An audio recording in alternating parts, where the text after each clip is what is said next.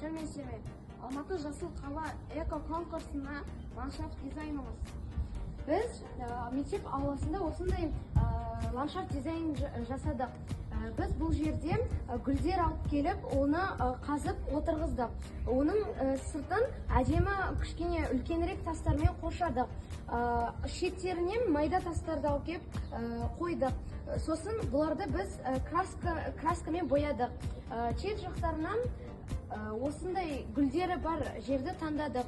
Сосын осы барлық ландшафт дизайнын біз осындай үлкен тастармен қоршадық.